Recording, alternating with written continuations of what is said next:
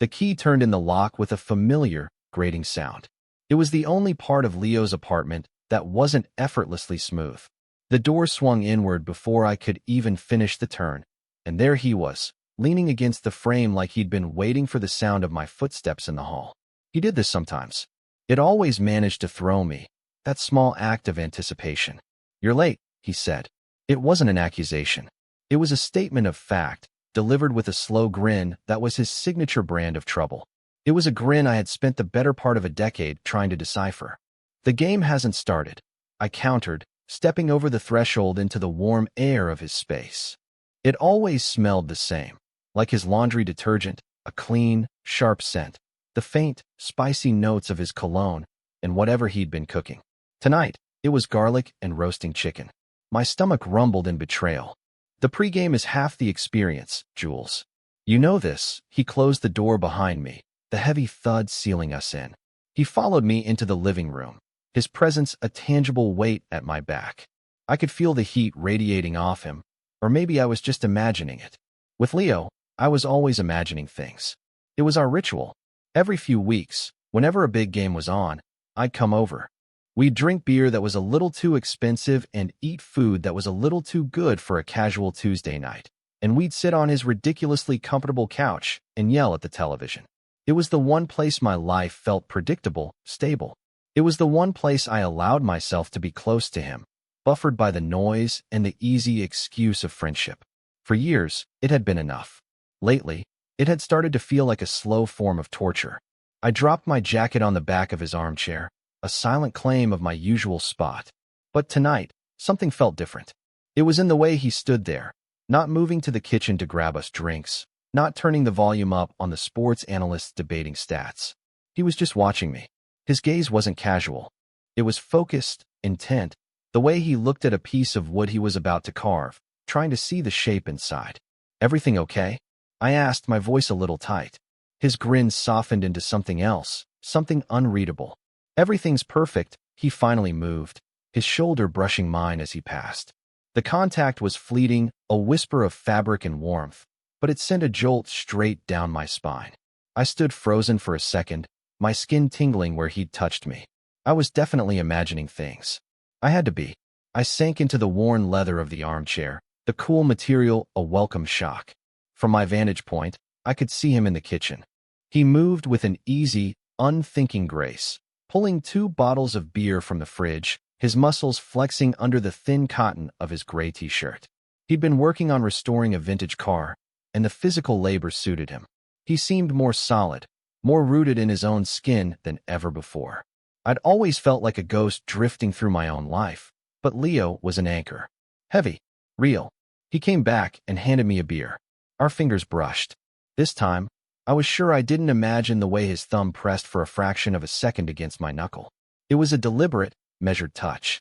My breath hitched. I took a long pull from the bottle, the cold liquid doing nothing to cool the sudden heat in my chest. He didn't take his usual spot on the far end of the couch. Instead, he sat in the middle, closer than normal. So close that if I stretched my legs out, our knees would touch. I kept my feet planted firmly on the floor. The space between us felt charged, humming with a strange new energy. The pregame show blared from the screen, a comfortable wall of sound we usually leaned against. Tonight, it just felt like noise, an interruption to a conversation that hadn't even started. I watched him from the corner of my eye. He wasn't looking at the screen. He was rolling his own beer bottle between his palms, the label slowly shredding under his restless fingers. The light from the television cast shifting blue and green patterns across his face, highlighting the strong line of his jaw, the slight stubble that was already shadowing his chin. He had this habit of biting the inside of his cheek when he was thinking, and he was doing it now. What was he thinking about? The question echoed in the sudden silence of my mind. My own internal monologue was usually a frantic buzz of anxiety, a list of things I needed to do, conversations I'd replayed and regretted. But tonight, all of it was gone, replaced by a singular, consuming focus on the man sitting 3 feet away from me. Every tiny movement he made felt significant. The way his chest rose and fell with each steady breath. The way he tilted his head, as if listening for something underneath the roar of the fake stadium crowd. My heart was hammering. This was stupid. It was just Leo. The same Leo who had dragged me out of my dorm room in college to go to a party I didn't want to go to. The same Leo who had shown up at my door with a pizza and a six-pack the day I got laid off from my first job. The same Leo whose friendship was one of the few constants in my perpetually shifting life. But it wasn't just Leo. Not anymore. Not to me. And tonight, for the first time, I had the terrifying, exhilarating thought that maybe it wasn't just Julian to him, either. He finally turned his head and caught me staring. I should have looked away, back at the screen, anywhere else. I should have made a joke about the quarterback's terrible new haircut. I should have done anything other than what I did, which was hold his gaze. His eyes were a dark, warm brown, and right now, they were searching mine for something. The playful glint was gone, replaced by an unnerving sincerity. The air thickened. I could hear the frantic thump of my own pulse in my ears, a counter-rhythm to the commentator's excited chatter. The space between us shrank until it felt like there was no air left to breathe. He leaned forward slightly, just an inch, and the world seemed to tilt on its axis. My entire body tensed, a wire pulled taut. Was he going to say something? Was he going to move closer? The possibilities, things I had only ever allowed myself to imagine in the safety of my own lonely apartment, were suddenly, terrifyingly real. Then, the game started. The opening whistle shrilled, the fake crowd erupted, and the moment shattered. Leo leaned back, the spell broken. He took a swig of his beer, his eyes finally flicking to the screen. "About time," he muttered, but his voice was rough, strained. I let out a breath I didn't realize I'd been holding. My hands were slick with sweat. I wiped them on my jeans, feeling like an idiot. I had imagined it all. The look, the lean, the charged silence. It was just me, projecting years of unspoken, hopeless feelings onto a simple moment. He was just being Leo. I was the one making it weird. I forced myself to focus on the game, on the tiny figures in bright uniforms running back and forth across the brilliant green field. I tried to care about the score, about the fumbles and the flags. I made the right noises, groaning when our team missed a pass, cheering when they made a good run. But it was all an act. My awareness was a stretched rubber band, and one end of it was permanently fixed on Leo. I was hyper-aware of his proximity, of the way his thigh was now only an inch from my own. He had shifted at some point, closing the distance while I was pretending to watch a replay. I didn't dare move. I sat rigid in my chair, my muscles screaming in protest. Just breathe, Julian. Just act normal. But what was normal anymore? Normal was the easy banter, the shared jokes, the comfortable distance. This was something else. This was a minefield of loaded glances and almost touches. Halfway through the first quarter, he spoke, his voice low, cutting through the noise of the game. "You seem quiet tonight." I risked a glance at him. He was looking at me again, his head tilted. That searching look was back. "Just tired," I lied. It was a weak excuse, and we both knew it. He hummed, a non-committal sound. "Work grinding you down." Something like that. He was quiet for a long moment, his gaze never leaving my face. It felt like being under a microscope. He saw too much. He always had. "You been seeing anyone?" he asked, the question coming out of nowhere, completely unrelated to anything. My throat went dry. "No, not really. No time." Another lie. I had nothing but time. "You should make time," he said softly. It's not good to be alone so much. The irony of him saying that to me, in this moment, was a physical blow. "You're the reason I'm alone," I wanted to scream. "You're the reason no one else ever measures up." But I just shrugged, taking another sip of beer. "I'm fine, are you?" The question was so gentle, so full of genuine concern, it almost broke me. I could feel the carefully constructed walls I'd built around my heart begin to crack. I couldn't look at him. If I did, he'd see it all. The years of pining, the lonely nights, the desperate, hopeless love I felt for him. I stared resolutely at the television, my knuckles white where I gripped the bottle. "Yeah, Leo. I'm fine." He didn't push it. He just went back to watching the game, or pretending to. But the question hung in the air between us, unanswered and heavy. The dynamic had shifted permanently. This wasn't about the game anymore. It might never have been. The first half ended. The screen filled with ads for trucks and beer and insurance.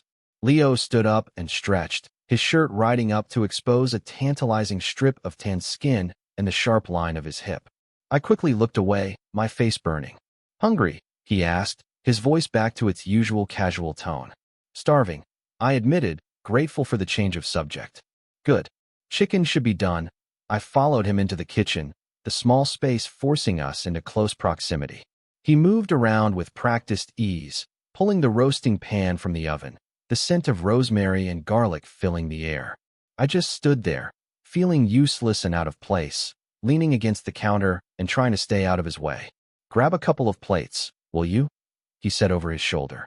I opened a cabinet and retrieved 2 heavy ceramic plates. As I turned, he turned too, and we were suddenly chest to chest, the plates the only thing between us. I froze, my breath catching in my throat. I was trapped between the counter and the solid wall of his body. He was so close I could see the flecks of gold in his brown eyes, could feel the warmth of his breath on my cheek. He didn't move back. He just stood there, looking down at me. His eyes dropped to my mouth, lingered there for a beat too long, and then rose to meet mine again. The playful instigator was gone. The steady friend was gone. In his place was a man who was looking at me with a raw, undisguised hunger that mirrored the one I'd been hiding for years. My heart is a frantic bird beating against my ribs. I can't breathe. I can't think. There is only him, the scent of him, the heat of him, the intensity of his gaze pinning me to the spot. This is it. This is the moment where the world either falls apart or comes together.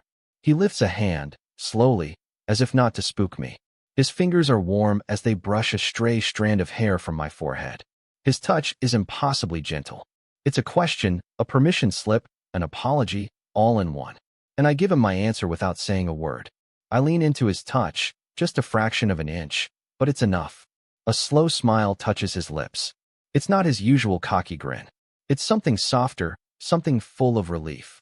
"There you are," he whispered, as if he'd been looking for me for a very long time. He took the plates from my numb fingers and set them on the counter with a clatter. Then his hands were on my waist, pulling me away from the counter, closing the last inch of space between us. One hand stayed on my lower back, a firm, grounding pressure. The other came up to cup the back of my neck, his thumb stroking the sensitive skin just below my ear. I tilted my head back, my eyes fluttering shut. This couldn't be real. It was a dream, one of the dozens I'd had, so vivid and detailed that I'd wake up aching with disappointment. "Jules," he murmured, his voice a low vibration against my skin. "Look at me." I opened my eyes. He was so close. The world had narrowed to the space between our faces. The roar of the television, the hum of the refrigerator, the sounds of the city outside his window, it all faded into nothing. "I'm tired of watching the game," he said, his voice barely a whisper. "I'm tired of pretending I'm not just waiting for you to get here. I'm tired of this." He gestured with his head to the invisible space that had always separated us. My carefully constructed composure crumbled into dust. A strangled sound escaped my throat, a mix of a sob and a laugh. "Me too," I breathed, the words feeling thin and inadequate. How could 2 words possibly contain the weight of a decade of silence? That was all he needed to hear. He lowered his head, and his lips met mine. It wasn't a tentative, questioning kiss. There was no hesitation. It was a kiss of certainty, of arrival. It was firm and deep and tasted of beer and salt and a desperate, long-held need. All the tension that had been coiling in my gut for hours, for years, finally snapped, releasing in a wave of dizzying relief.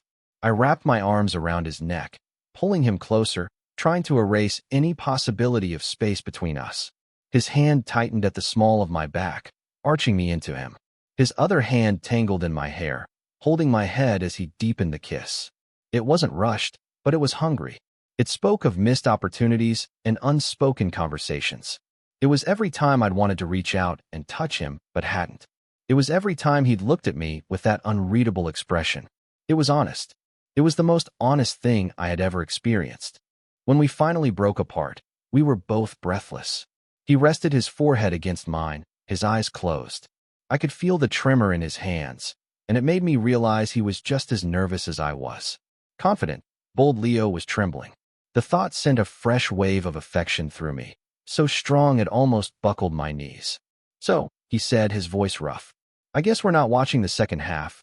I laughed, the sound shaky but real. "I guess not." He pulled back just enough to look at me, his hands still framing my face. A dozen emotions flickered in his eyes: relief, anxiety, hope, and a startling, profound tenderness that stole my breath all over again. He traced the line of my jaw with his thumb, his touch reverent. "You have no idea," he started, then stopped, shaking his head as if he couldn't find the right words. You have no idea how long I've wanted to do that. Try a decade," I blurted out, and then immediately wished I could take it back.